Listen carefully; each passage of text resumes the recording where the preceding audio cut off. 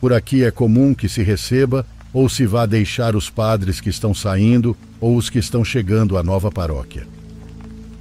Não me lembro quando o padre chegou, mas minha mãe diz que ele estava há mais de 15 anos no nosso povoado. O padre Raimundo era muito querido por todos, embora nos últimos meses ele fosse visto muito pouco. Depois de terminar a missa, que ele dava apenas às 6 da manhã todos os dias e ao meio-dia aos domingos, ele praticamente se trancava no quarto. Só deixava que a secretária da paróquia, a senhora que limpava a casa dele e o sacristão o visitassem. De fato, ele só falava com eles e não mencionava nada a mais ninguém. Também se via muito desmejorado, estava muito magro e sua pele havia ficado amarelada.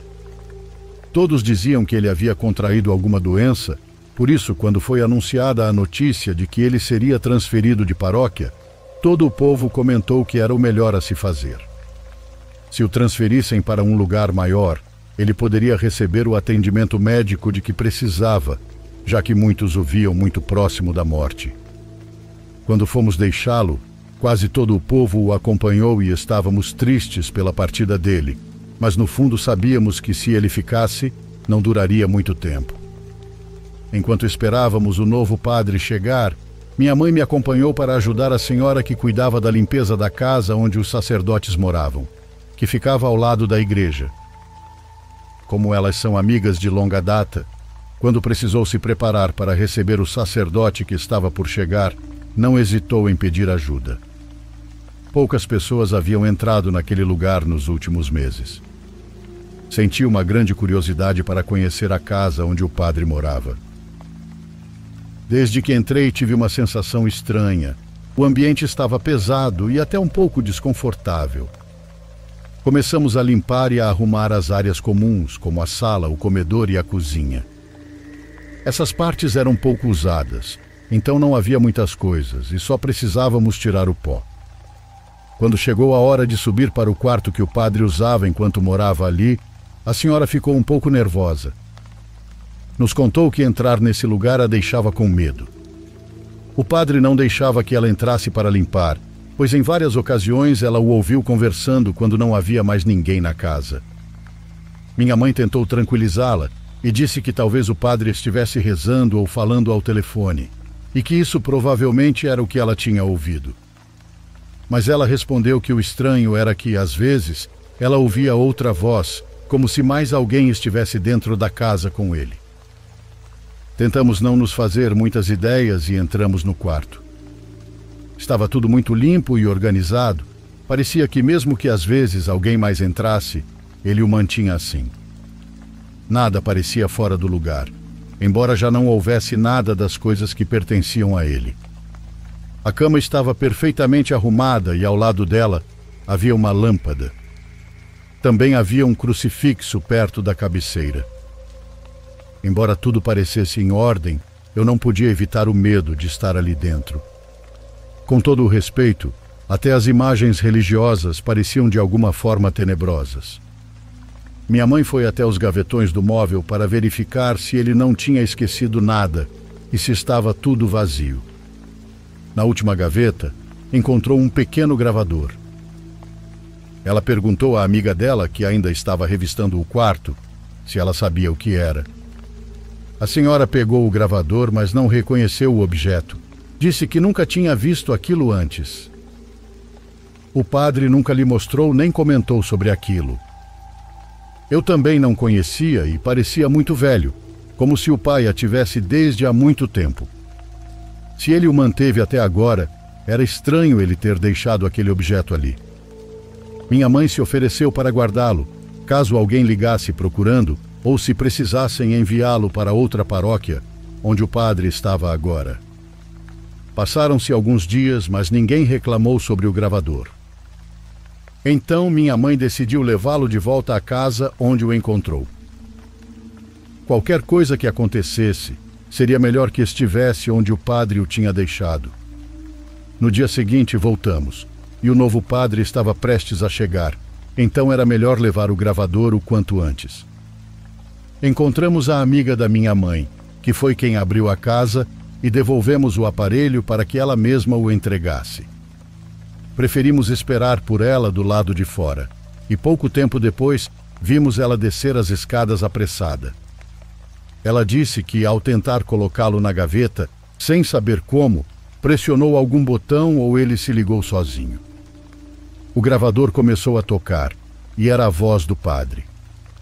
Tentamos encontrar uma maneira de desligá-lo, mas antes de descobrir como, ouvimos o que ele estava dizendo. Não me lembro com detalhes de cada palavra, mas se ouvia ele dizer que esperava que o que estava prestes a contar fosse escutado apenas depois que ele já tivesse partido, pois o que estava prestes a revelar era uma confissão que havia guardado em silêncio por muitos anos. Nessa confissão, encontravam-se as respostas para muitas coisas que estavam acontecendo ultimamente, sua atitude e o aspecto físico deteriorado. Minha mãe, a senhora e eu ouvimos com atenção tudo o que o padre narrava na gravação. Tudo havia começado em uma ocasião em que ele estava voltando da missa em um povoado vizinho. O padre contou que, enquanto voltava, a caminhonete que ele usava para se deslocar de repente quebrou no meio do caminho. Como ninguém passava para ajudá-lo, decidiu voltar caminhando até encontrar alguém que pudesse levá-lo. Enquanto caminhava, já próximo de entrar no povoado, ele passou em frente à entrada do cemitério. Ele continuou andando até que finalmente encontrou-se com um homem. Não conseguiu vê-lo bem, pois ele permanecia na sombra, mas imediatamente reconheceu que se tratava do maligno. O padre evitou olhar diretamente para ele e procurou em seus bolsos o rosário para começar a rezar. Contudo, enquanto fazia isso, talvez pelo medo ou pela influência do ser que estava diante dele, esqueceu completamente as orações. Aquele homem falava com ele, mas o padre tentava não ouvir. O homem foi se aproximando enquanto dizia que o povoado onde estávamos já era dele, que qualquer coisa que ele fizesse seria em vão, pois tudo já lhe pertencia. Continuamos ouvindo o relato do padre, que mesmo com um demônio à sua frente, se esforçava para se afastar dele, mas narrava que seu corpo estava paralisado e ele não conseguia se mover. Ele pediu a Deus por ajuda e foi então que conseguiu dizer: São Miguel Arcanjo, defendei-nos no combate. Ele fechou os olhos e, ao abri-los novamente, o homem havia desaparecido. A gravação parou por um momento, mas depois continuou, como se o que viesse em seguida tivesse sido gravado em outro momento. Era possível ouvir sua respiração um pouco ofegante. Ele contou que acabava de ter outra aparição e que, de alguma forma, o demônio agora aparecia em seu lugar de oração e dentro de seu quarto. Depois de terminar a última missa do dia, ao ir para a capela dentro de sua casa para rezar, o demônio, a quem ele nunca se atreveu a olhar diretamente, mas cuja presença ele sentia atrás de si, aparecia novamente. O padre até chegou a conversar com ele. Quando o diabo aparecia, repetia que as pessoas dali era dele, que não importava o que o padre fizesse, pois já lhe pertencia. Ouvimos o relato de como ele preferiu afastar as pessoas que frequentavam sua casa para evitar que algo acontecesse com elas. Às vezes, ele ficava acordado até altas horas da madrugada ou até o amanhecer, sempre rezando o máximo que podia. Sua energia foi se esgotando aos poucos. Ele perdeu peso e sua pele começou a ficar amarelada, como se o próprio demônio estivesse roubando sua vitalidade. Naquele momento, entendemos que a sua doença estava relacionada à luta do padre contra o mal. Certamente era isso que a senhora que limpava a casa ouvia às vezes, os encontros entre eles. Nas últimas gravações, a voz do padre estava mais fraca, mas ele conseguiu contar que havia pedido ajuda ao bispo. Ele conversou com algum cardeal e, se necessário, enviaria uma carta a Roma, pois precisava de ajuda. Isso foi a última coisa que ouvimos, e nesse momento a gravação foi interrompida. O silêncio que tomou conta daquela casa onde ocorreram as aparições nos deixou arrepiados. Vi o medo e o desconcerto no rosto da minha mãe. A amiga dela apenas nos olhou enquanto fazia o sinal da cruz. Deixamos o gravador sobre a mesa e saímos o mais rápido que pudemos daquele lugar. Nunca soubemos se algum outro membro da igreja ficou sabendo do que havia acontecido, mas acreditamos que não, pois ninguém mais veio, exceto o novo padre, que agora ocupa a casa. Não sei se minha mãe ou sua amiga contaram algo sobre o que ouvimos. Eu não tive coragem de fazer isso até este momento, em que envio este relato. Não sei onde está o gravador, se alguém o encontrou, guardou ou se ele desapareceu. Às vezes pensamos que a qualquer momento uma notícia pode surgir de alguém mostrando as gravações, mas até hoje isso não aconteceu. O povoado continua igual. Nas ruas se vê a pobreza que, mesmo com tantos programas do governo, parece não melhorar. Tudo permanece igual e aparentemente continuará assim.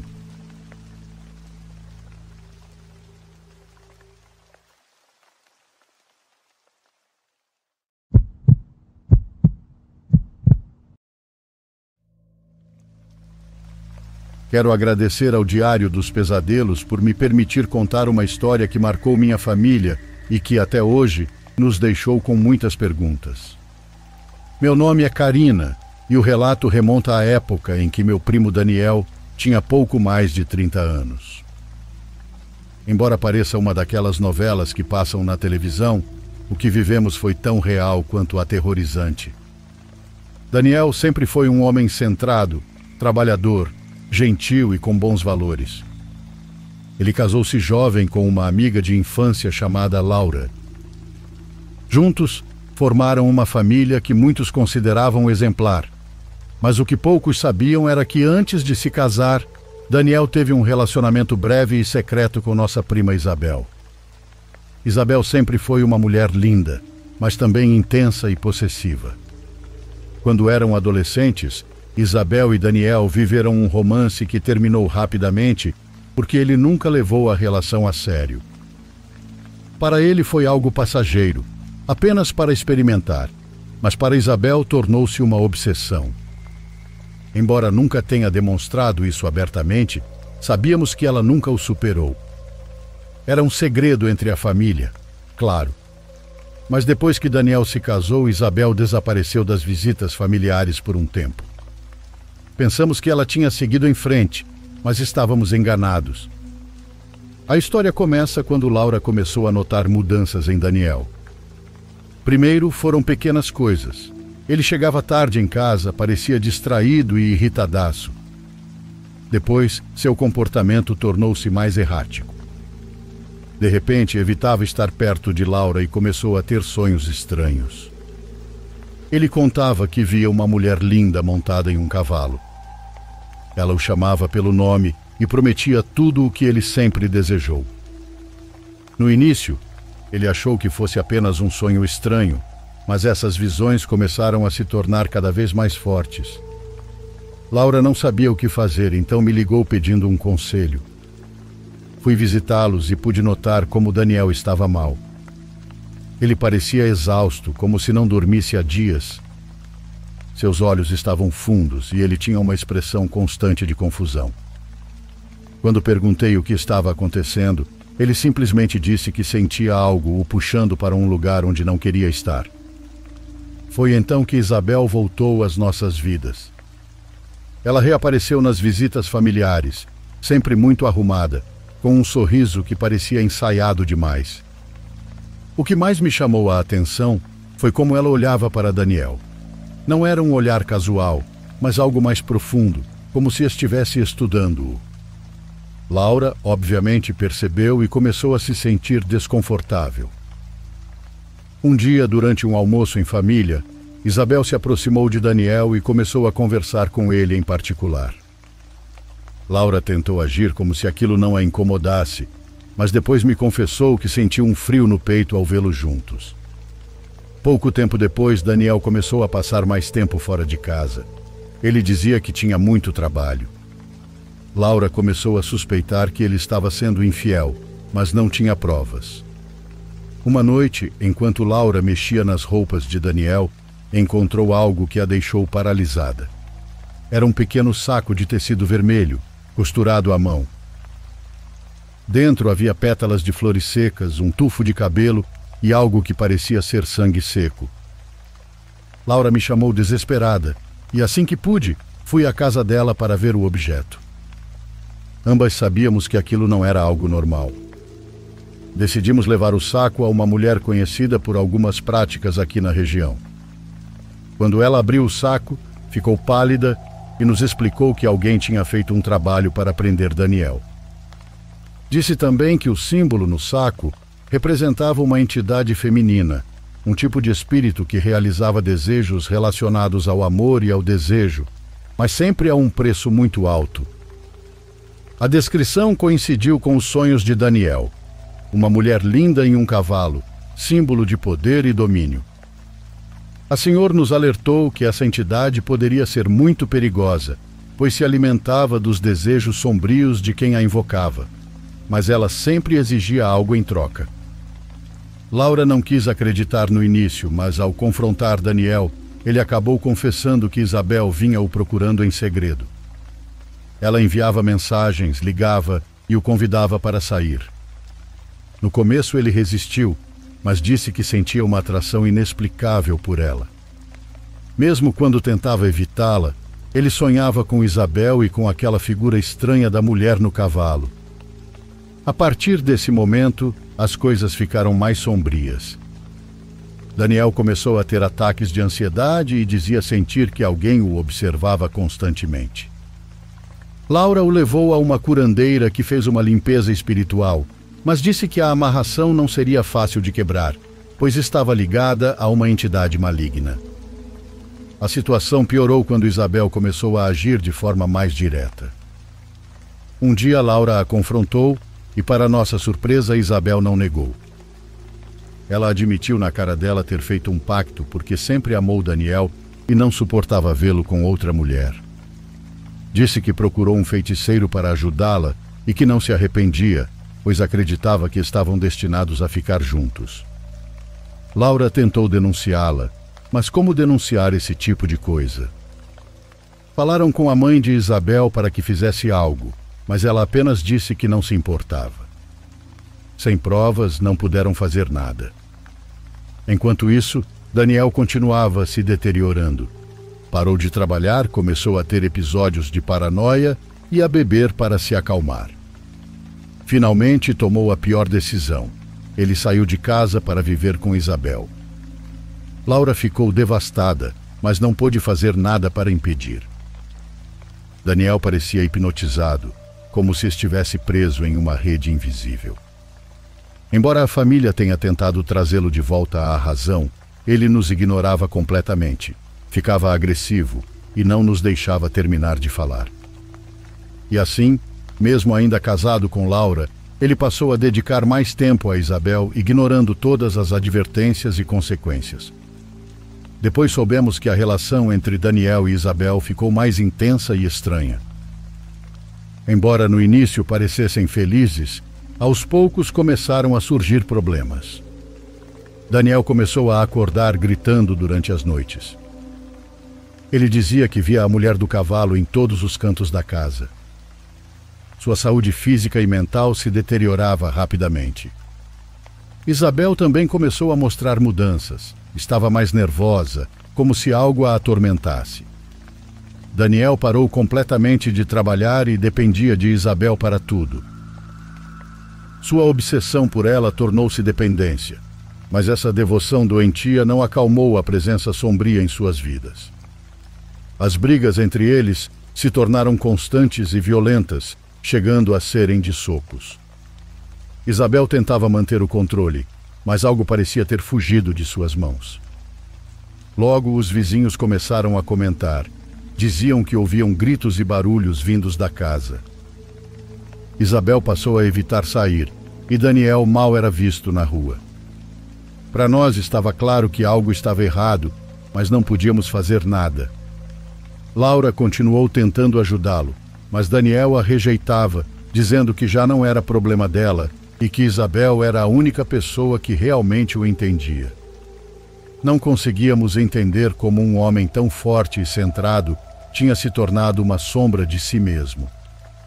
E então as coisas pioraram ainda mais. Um vizinho nos contou que certa noite ele saiu de casa descalço e de cueca, gritando que a mulher do cavalo estava lá fora vigiando-o. Isabel o seguiu desesperada, mas Daniel se recusou a voltar.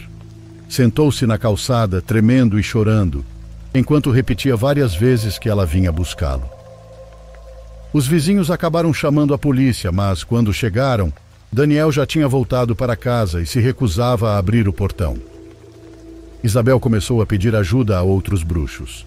Dizia-se que frequentava mercados obscuros em busca de objetos de proteção e amuletos. Mas a entidade já estava profundamente enraizada em suas vidas. Durante as noites ouvia-se barulhos nas paredes e alguns vizinhos afirmavam ter visto sombras movendo-se pelo corredor da casa à noite. Em um momento, Laura decidiu voltar à casa de Isabel. Sabia que Daniel não a receberia, mas queria vê-lo e se certificar de que estava bem. Quando chegou, Isabel abriu a porta. Seu rosto estava muito diferente, como se não dormisse havia dias. Suas roupas estavam sujas e vestidas todas ao contrário. Sem dizer uma única palavra, deixou Laura entrar. Laura encontrou Daniel sentado no chão, cercado por velas acesas. Ele tinha o olhar perdido e balbuciava nada com nada. Isabel ajoelhou-se ao lado dele, chorando e suplicando para que reagisse. Foi nesse momento que Laura notou algo estranho nas paredes. Estavam cobertas de símbolos entalhados, alguns marcados com o que parecia ser sangue. Ao confrontar Isabel, ela finalmente confessou que havia tentado reverter o feitiço, mas o bruxo a avisara de que, uma vez invocada, a entidade exigiria um pagamento. Isabel começou a chorar, dizendo que essa entidade a ameaçava em sonhos, avisando que, se ela não sacrificasse algo, levaria Daniel para sempre. Laura quis tirar Daniel da casa imediatamente, mas ele se recusou. Parecia aterrorizado, como se sair o colocasse em maior perigo. Desesperada, Laura chamou um sacerdote para abençoar a casa, mas ao chegar o sacerdote se recusou a entrar. Ele disse que a presença no local era muito forte e que precisaria de algo além de uma bênção para enfrentá-la. Enquanto isso, Isabel continuava desmoronando. Passava os dias trancada em seu quarto e, quando saía, mal conseguia se manter em pé. A casa começou a exalar um cheiro estranho, como flores podres. As plantas morriam rapidamente e as luzes piscavam, mesmo quando não havia tempo de chuva. Certa noite, os vizinhos ligaram para Laura dizendo que Isabel havia saído correndo para a rua, gritando que ela tinha entrado na casa. Laura chegou o mais rápido que pôde, mas o que encontrou a deixou sem palavras. Isabel estava coberta de arranhões, com o rosto transtornado. Daniel, por outro lado, estava caído no chão, inconsciente. Ele foi levado ao hospital, onde confirmaram que estava gravemente desidratado e desnutrido. Ele passou vários dias em observação, mas quando acordou, não se lembrava de quase nada. Dizia que estava preso em um lugar escuro, onde a mulher do cavalo falava com ele em sussurros. Isabel, por sua vez, foi levada a um hospital psiquiátrico. Seu estado mental havia se deteriorado a ponto de não reconhecer ninguém. Dizia que algo a perseguia e que não conseguia escapar. Depois do ocorrido, Laura tentou ajudar Daniel a recuperar sua vida, mas ele nunca voltou a ser a mesma pessoa. Acabaram se divorciando e atualmente Daniel é cuidado pela família. Embora tenha conseguido se estabilizar um pouco, sempre carrega o peso do que viveu. Isabel, por outro lado, precisa estar constantemente sedada ou tem ataques de ansiedade e pânico. A casa onde viveram foi abandonada e vendida meses depois. Os novos proprietários não ficaram muito tempo lá, dizendo que o lugar era amaldiçoado, que ouviam vozes e viam coisas nos espelhos. Às vezes, Laura e eu conversamos sobre o que aconteceu, tentando encontrar explicações lógicas, mas nunca as encontramos. A única coisa que sabemos é que não se deve brincar com forças que você não entende, pois elas podem deixar cicatrizes que duram para sempre.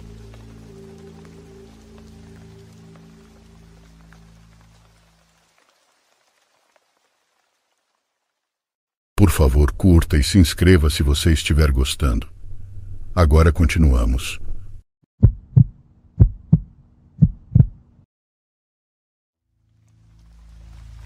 Vocês já ouviram falar do chupacabra? A lenda que nos anos 90 estava em todos os lugares e que aparecia nas notícias do rádio frequentemente? Acho que o conhecemos como apenas mais uma lenda, e para mim sempre foi isso, apenas uma lenda, até um certo incidente, que é o que me motiva a escrever para vocês. E de verdade, anseio receber alguma resposta, embora saiba que a maioria pode ser de incredulidade e de zombaria.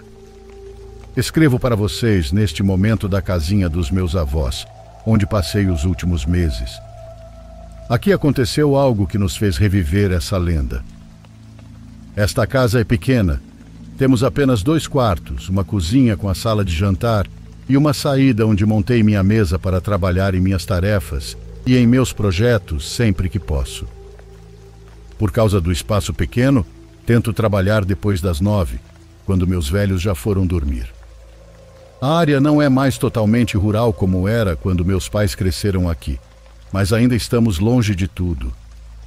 Aqui só há pequenos ranchos, mas a cerca de 2 quilômetros passa a rodovia, e ao lado dela construíram 2 complexos de casas de luxo. Por aqui continua com as pessoas ainda criando animais. Temos um cachorro, 2 cabras, 2 porquinhos e muitas galinhas.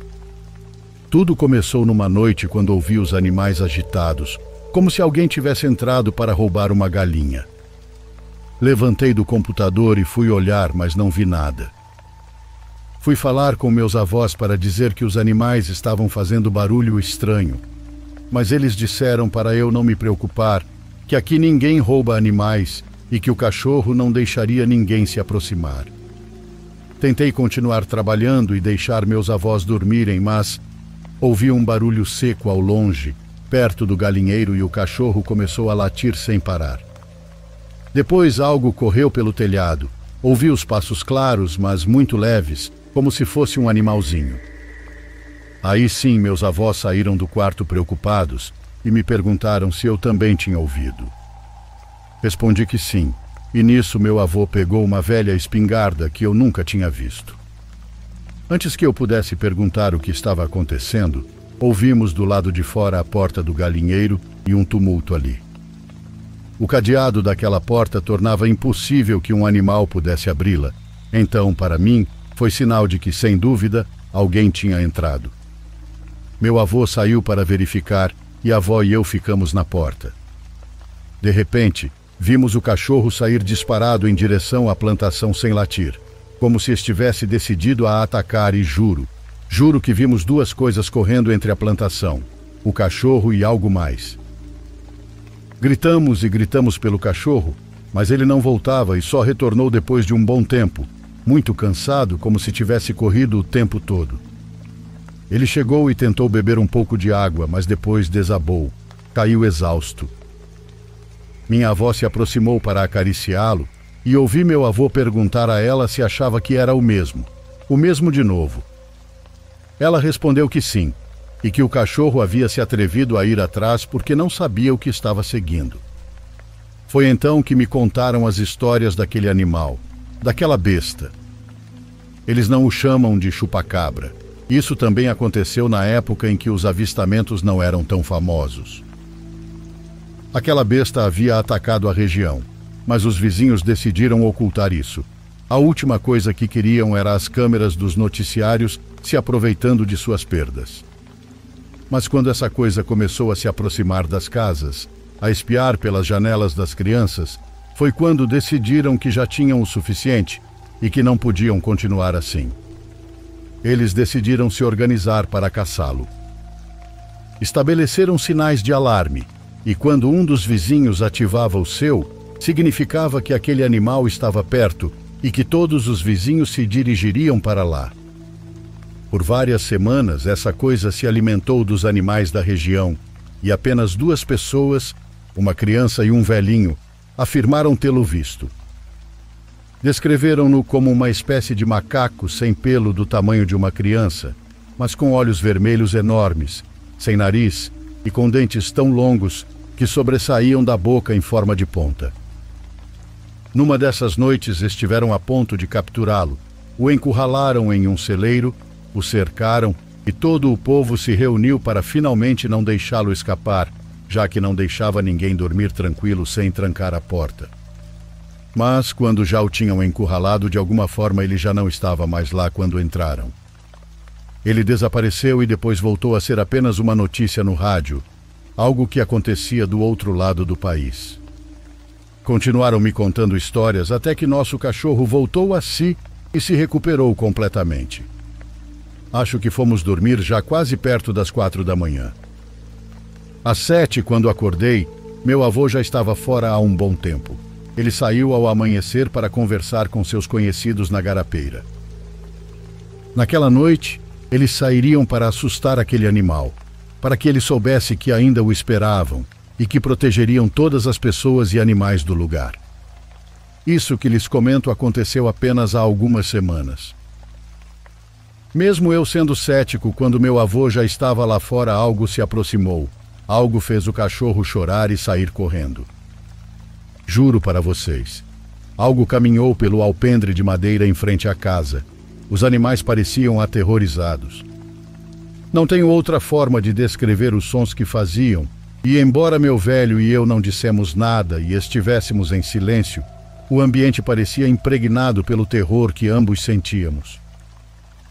De repente, os latidos do cachorro que se ouvia ao longe pareceram se aproximar. Não ouvimos mais os passos lá fora, e nem um ruído daquele animal escapando. O cachorro de repente simplesmente chegou e começou a arranhar a porta para que o deixássemos entrar, e ao sairmos por ele percebemos que os outros animais também já estavam calmos, que aquela coisa, o que quer que fosse, já não estava por perto.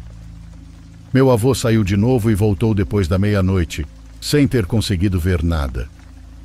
Desde então não ouvimos mais nada. Parece que tudo está calmo novamente. Porém, de vez em quando os animais começam a fazer barulhos assustados, que em outras circunstâncias consideraríamos normais, não consigo evitar pensar que algo está por perto, que algo nos observa de entre a plantação, quando o cachorro fica quieto olhando para lá. Espero que tudo isso seja apenas um fato isolado e que não comecemos a ver mais notícias sobre isso.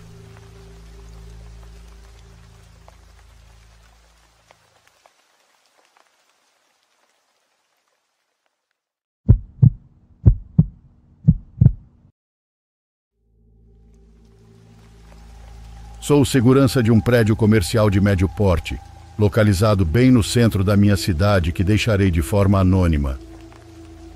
Por aqui, as taxas de criminalidade são bem altas, então não é incomum que empresas sofram grandes perdas devido a invasões noturnas. Normalmente eu tenho um colega de trabalho comigo, mas durante este mês eu estava sozinho, enquanto a empresa para a qual trabalho estava treinando um novo funcionário. Eu não me importava com isso. Estar sozinho era mais entediante e tornava mais difícil ficar acordado, mas ter um parceiro às vezes podia ser irritante, dependendo de quem fosse. De qualquer forma, eu estava patrulhando o estacionamento como de costume e notei 2 caras do outro lado da rua. Eles estavam parados no escuro, olhando na minha direção. Não sei se estavam olhando para o prédio ou me observando, mas aquilo me deu uma sensação estranha. Na próxima vez que fiz minha ronda, eles tinham sumido. Tomei nota mental disso, mas não pensei muito no assunto. O resto da noite foi tranquila e saí às 6 da manhã sem nada mais a relatar. Os próximos dias também foram tranquilos, mas então, uma noite no final da semana, fiz minhas rondas do lado de fora e os vi novamente. Eles estavam no mesmo lugar da última vez, parados no escuro e me observando. Fiquei desconfortável novamente, então, em vez de continuar minhas rondas, fiquei daquele lado do prédio. Talvez se eles vissem que eu os notei, iriam embora. Fiquei lá fora andando de um lado para o outro por cerca de 5 minutos antes que os homens fossem embora. Enquanto eu estava lá, tentei anotar mentalmente como eles eram, mas realmente não dava para distinguir muito a essa distância. Fiquei lá fora por mais uns 15 minutos depois que eles saíram, certificando-me de que não voltariam. Então voltei para dentro. Com eles fora dali, achei que era um bom momento para ir até a sala de descanso e jantar. Era por volta da 1 da manhã. A sala de descanso ficava no final do corredor, nos fundos do prédio. Sentei-me a uma mesa e comecei a comer enquanto mexia no celular, quando de repente ouvi um barulho. Larguei o celular de mão e olhei para a porta do corredor. Nunca tinha ouvido um barulho assim antes. Depois de alguns segundos, levantei-me e fui até a porta. Fiquei ali por uns bons 30 segundos, esperando ouvir algo, mas estava tudo tão quieto que achei que não era nada. Voltei e terminei minha comida. Depois, fui ao escritório de segurança e verifiquei novamente se havia algum alerta ou sinal. Tudo parecia estar em ordem. Normalmente essa era a hora da noite em que eu me sentava na cadeira e ficava esperando, mas algo em mim sentiu vontade de fazer outra ronda. O barulho que ouvi não me deixou nervoso. Acho que eu estava mais curioso sobre o que era e encontrei nisso algo para procurar enquanto estava entediado. Comecei minhas rondas do lado de fora, andando ao redor do prédio. Estava quieto. Havia apenas o som ambiente das luzes da rua zumbindo. Ninguém estava lá fora. Voltei para dentro e comecei a andar pelos corredores do prédio. Normalmente, a menos que houvesse um sinal ou alerta no sistema, eu não checava cada canto do lugar. Apenas andava de um lado para o outro no corredor, certificando-me de que nada estava fora do normal. O corredor era longo e tinha o formato de um L, então era mais como 2 longos corredores. De um lado estava a porta principal e do outro lado havia uma porta para uma pequena escadaria com uma porta de saída de emergência. Era uma porta antiga de metal, original do prédio. Até onde eu sabia, não estava conectada ao sistema de segurança por ser tão velha. Para contornar isso, a empresa colocou um grande cadeado nela e a trancou, tornando-a praticamente inútil. No entanto, quando cheguei ao final do corredor e olhei pela janela da porta para a escadaria, fiquei completamente paralisado. O cadeado estava quebrado ao meio e a porta de metal havia sido forçada a abrir. Senti-me tonto enquanto corria de volta ao escritório de segurança. Se alguém invadiu, como diabos passou por mim despercebido? Certamente eu teria visto ou ouvido. Comecei a verificar as fitas de vigilância e cheguei ao ponto em que estava do lado de fora, observando os 2 homens. Depois que eles saíram, eu fiquei lá por um tempo para vigiar. Durante esse tempo, eles deram a volta para a parte de trás do prédio, quebraram o cadeado e entraram nas salas de trabalho. Perturbadoramente, eles ainda estavam dentro do prédio quando voltei para dentro. Um deles estava do outro lado de uma porta, literalmente a 2 metros de mim, enquanto eu passava por ele e entrava na sala de descanso. Enquanto eu estava lá, um deles esbarrou em uma mesa ao tentar se esconder, o que provavelmente foi o som que ouvi. Quando voltei para fora para fazer minhas rondas, foi quando eles fugiram. Nas fitas, era bastante claro que ambos estavam armados. Suas grandes facas nos cintos me faz pensar que estavam preparados para me enfrentar se necessário. Chamei a polícia e entreguei as fitas, mas nada foi feito. A qualidade não era boa e os homens estavam com os rostos cobertos.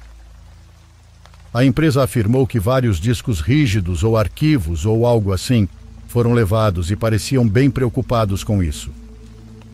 No entanto, até hoje, não houve mais informações sobre os homens ou suas motivações.